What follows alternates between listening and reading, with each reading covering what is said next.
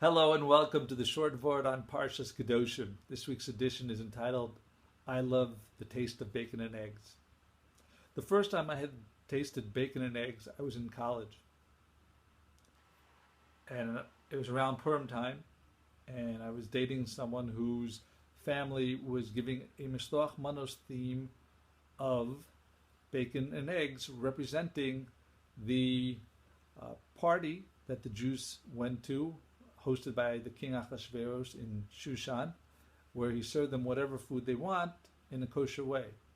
So that Mishloach Manos theme was Baco's imitation bacon and an egg to represent that story.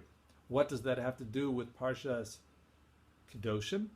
So in this week's Parsha in Shevii, in Perek Chav Pasuk Chavav, the Torah talks about how Hashem is separating us from the Goyim to be to Him. And Rashi brings down over there that Rabbi Elazar ben Azariah said that a person should not say, "Ooh, I hate pig, I hate shotness." Instead, you should say, "Oh, I like these things. I love the taste of bacon. But what can I do? Hashem told me that it's forbidden to have this. It's forbidden to have shotness.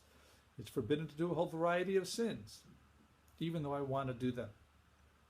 The Kutzka Rebbe asks, why is it that we need to say, not saying that I dislike it?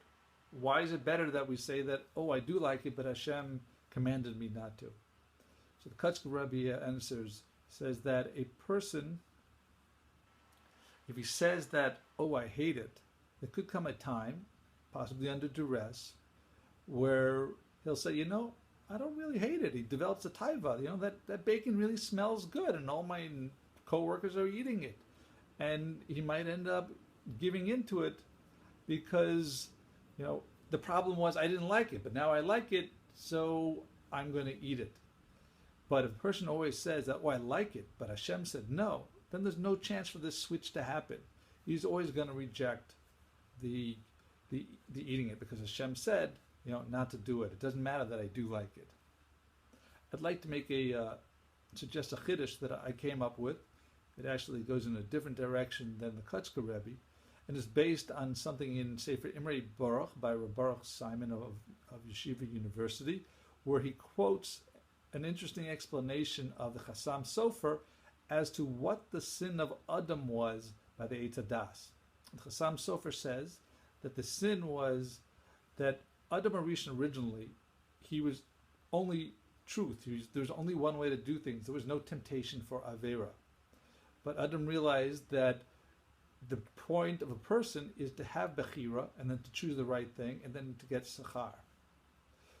What his sin was, even though his theory was potentially right, was he did it too soon. He did it on Friday, while Hashem was hoping to wait and have him eat after Shabbos to get that Bechira, so that he would have by having the holiness of a Shabbos, the extra neshama, then eating from the Eitz Hadas, and then bringing in the choice into his soul, but he would be doing it on a stronger base.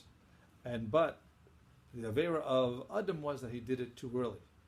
Based on this theme that a person should be trying to have Bechira so that he can elevate himself, I'd like to suggest that in this explanation that Rashi brings down, that if someone will choose and say, I'm interested in it, and creates a temptation, and then says, but Hashem doesn't want me to do it, that would be a potential for greater reward, to be a higher level than someone who says, oh, I'm not even tempted, so I'm not even going to think about it. But if he's got a temptation, then that's a higher level, and that's what the point of why we don't say, I don't like it, but I like it, but Hashem says not to do it. So thank you for listening. Have a wonderful week and a wonderful Shabbos.